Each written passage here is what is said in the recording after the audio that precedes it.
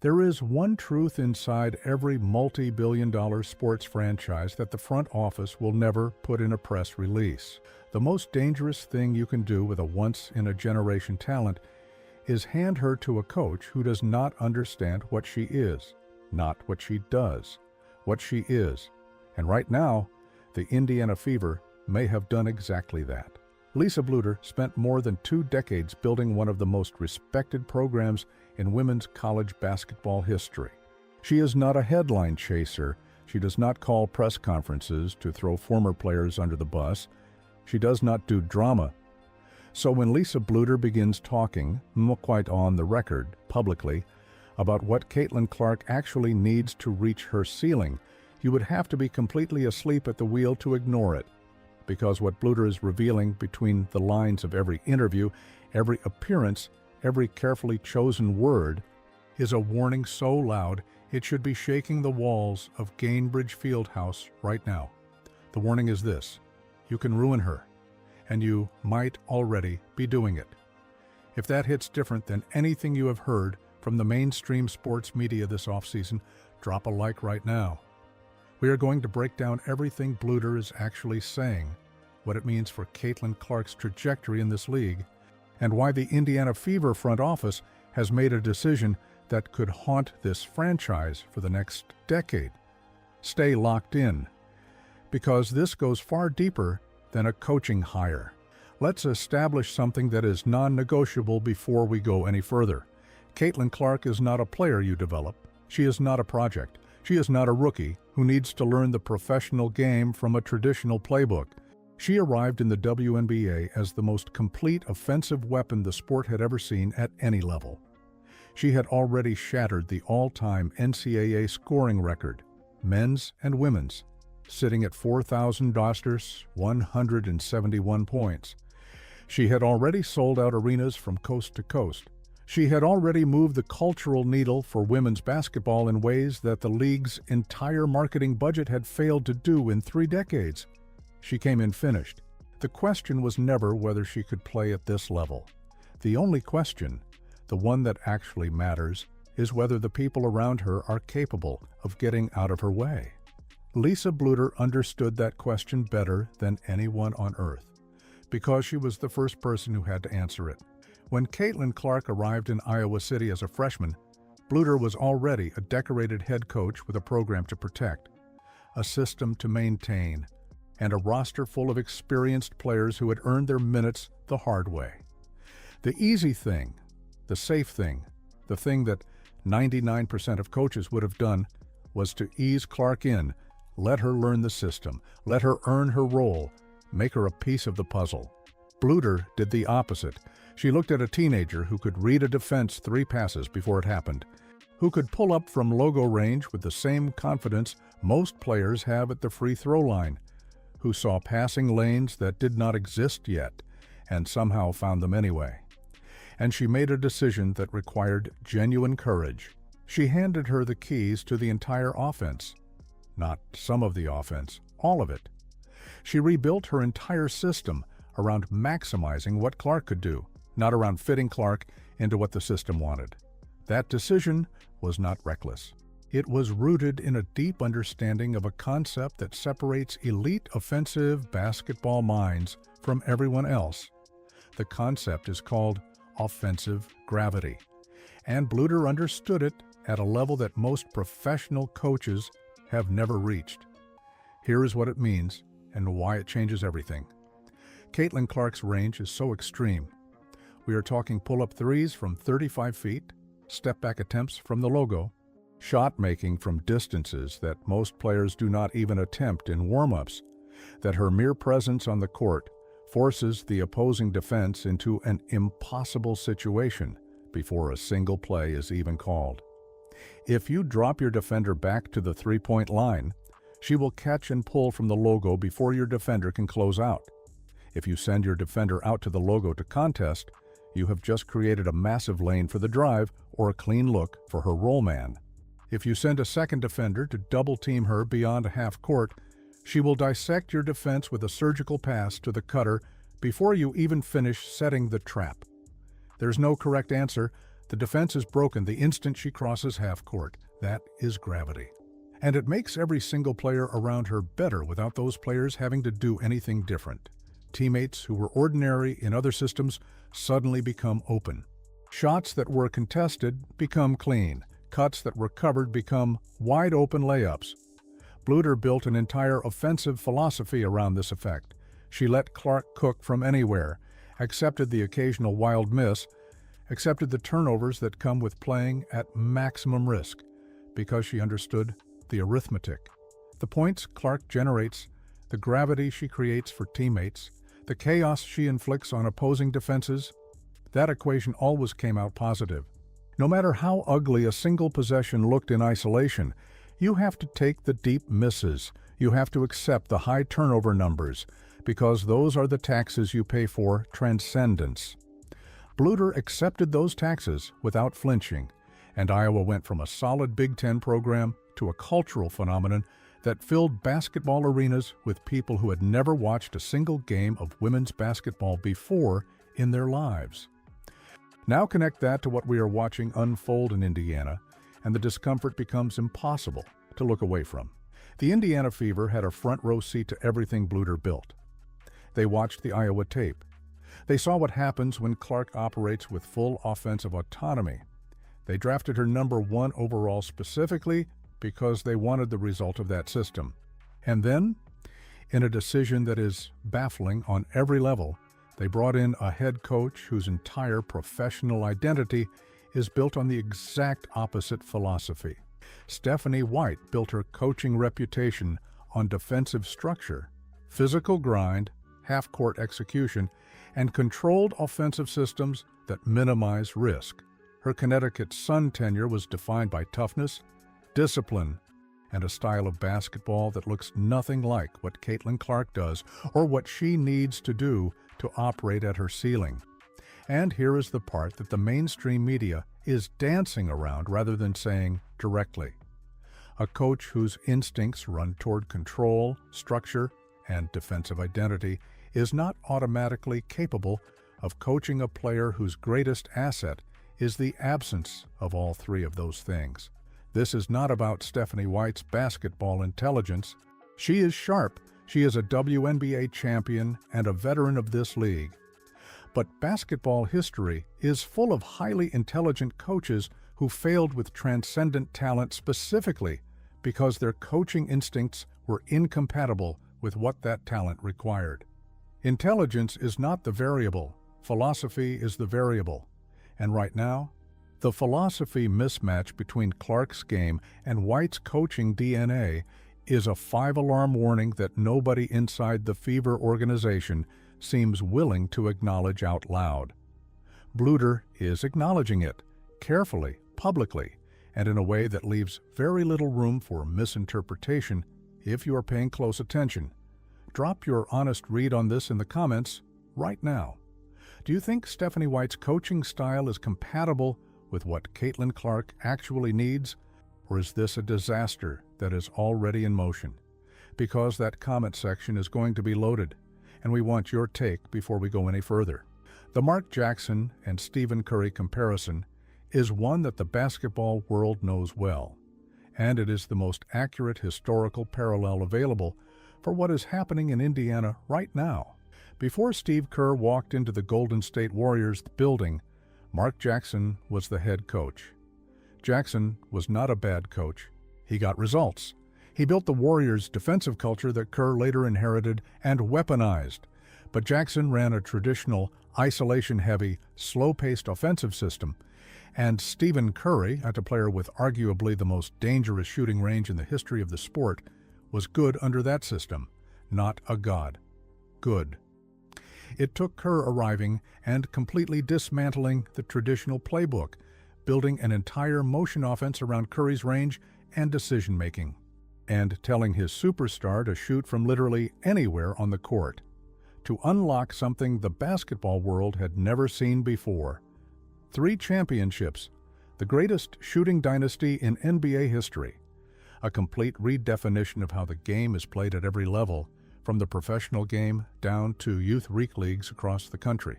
That transformation happened because a coach was willing to subordinate his own system preferences to the requirements of a singular talent.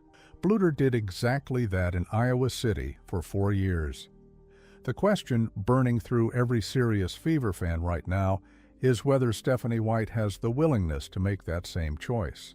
Because the parallel is not abstract, it is happening right now, in real time, with the same stakes attached. The difference is that the Warriors were an NBA franchise with a decades-long institutional foundation. The Indiana Fever are a franchise that was, before Caitlin Clark, drawing crowds that barely filled a college arena. The window here is not just tight, it is unprecedented, and the cost of getting it wrong is not just a bad season. Here's what the business side of this conversation looks like. And this is the angle that the Indiana Fever front office understands better than anyone. Before Clark arrived, Fever home games were generating league average attendance with minimal national media presence. After her arrival, the franchise became one of the most watched teams in American professional sports on a per-game basis.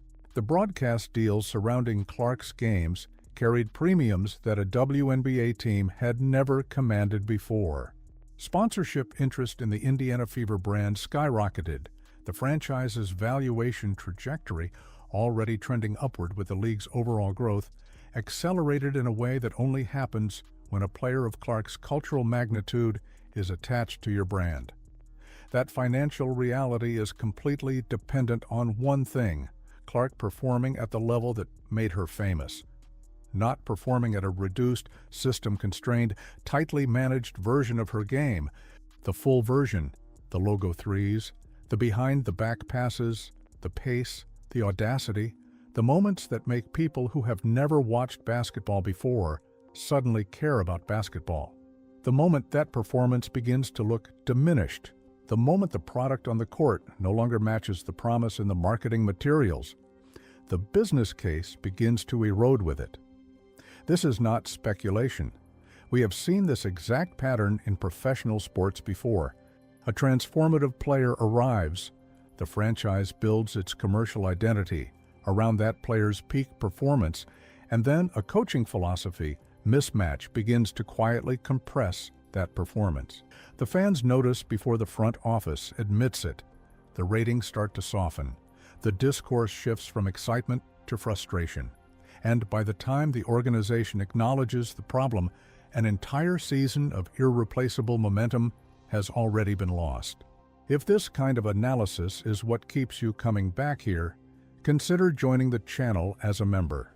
Your support is what makes it possible for us to keep going this deep when everyone else is reading the press release and calling it coverage. What makes Bluder's position particularly significant is not just what she knows about Clark as a player. It is what she knows about Clark as a person. And this is the dimension of this story that is getting almost no attention from anyone covering it. Caitlin Clark does not perform in spite of pressure. She performs because of it.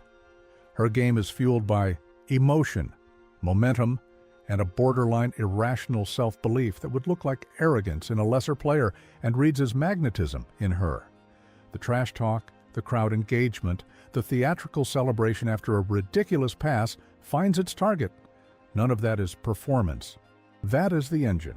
That joy and that fire are not side effects of her greatness. They are the source of it. When she is unleashed, when the game is moving fast and the offense is running through her at full speed, that emotion amplifies everything. The logo threes go in at a higher rate.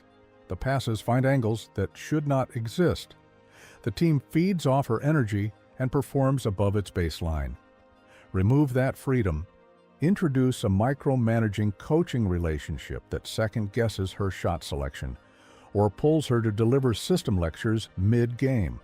And you do not just affect her numbers, you affect her psychology. You begin to chip away at the irrational confidence that makes the ridiculous possible in the first place. A constrained Caitlin Clark is not just a statistically diminished Caitlin Clark. She is a fundamentally different player. And the Fever are paying, in more ways than one, for the unconstrained version. If you have been following this story and you want your friends and family to understand what is actually at stake here, this is the video to send them. Share it right now and let the conversation expand. There is also a player development angle here that deserves serious examination, and it connects directly to where the Fever roster needs to go over the next 2 to 3 seasons. Bluder's Iowa offense did something that went largely undiscussed during the national conversation about Clark's individual brilliance. It created elite development opportunities for every player around her. Hannah Stuelke emerged as a legitimate scoring threat specifically because Clark's gravity opened driving lanes she would never have seen in a traditional half-court system. The supporting cast thrived because the system thrived. And the system thrived because it was built around maximizing Clark's unique offensive profile. The Fever's supporting cast faces the same equation. Players like Kelsey Mitchell and Nalissa Smith have the talent to be significantly better basketball players when they are operating within a system that is generating offensive gravity at the Clark level. If the system restricts Clark, it also restricts the opportunities those players get. The entire roster's ceiling is tied to whether Clark is allowed to operate at hers. Stephanie White now stands at a genuine crossroads that will define not just this season, but potentially the entire arc of her coaching legacy. The choice is binary, and it is not particularly complicated, even if executing it requires swallowing professional pride that took years to build. She can do what Bluder did. She can sit with the Iowa tape, genuinely absorb the offensive philosophy that produced 4 years of historic, culture-shifting basketball, and build her Fever system around Clark's strengths rather than her own instincts. She can become the director who empowers the star rather than the head coach who manages her. She can accept turnovers. She can live with the logo misses. She can trust that the math always works out in Clark's favor when the freedom is there. That path leads to a legitimate championship contender, a historically significant franchise run, and a coaching legacy that will be celebrated long after the wins and losses are forgotten. Or she can stay exactly where her coaching instincts live.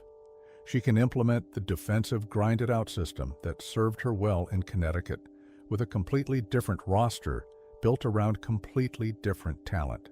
She can demand that Clark fit into the structure rather than building the structure around Clark. And she can watch the most valuable asset in women's professional basketball history slowly, visibly, publicly underperform the expectations that the entire world arrived with. The Indiana Fever front office signed off on this hire, which means they share the accountability for where it leads. They were not drafting a project when they selected Clark. They were acquiring a finished offensive weapon and accepting the responsibility that comes with that acquisition. That responsibility includes building the right environment around her. It includes hiring coaches who are philosophically aligned with what she needs. It includes resisting the institutional impulse towards safe, traditional, defensively minded basketball, because safe is what you build when you do not have anything special to protect. Indiana has something special. The question is whether they realize it before it is too late to act on it. Lisa Bluder is watching all of this from the outside. She is being careful with her words, the way you are always careful when you love something and you are worried about what is happening to it. But the warning is there for anyone paying close enough attention. She built the greatest offensive showcase in women's college basketball history by doing one thing that required everything: getting out of Caitlin Clark's way. The Fever have the same racehorse in their stable right now. The entire sports world is watching to see whether they take her to the track or keep her in the stall. If this video gave you something that the mainstream coverage missed, subscribe right now, hit the notification bell, and stay close, because the situation in Indiana is going to develop fast this season, and we will be breaking down every development the moment it surfaces. The next video we have coming is going to hit even harder than this one. You do not want to miss it. The coaching war in Indiana is not theoretical.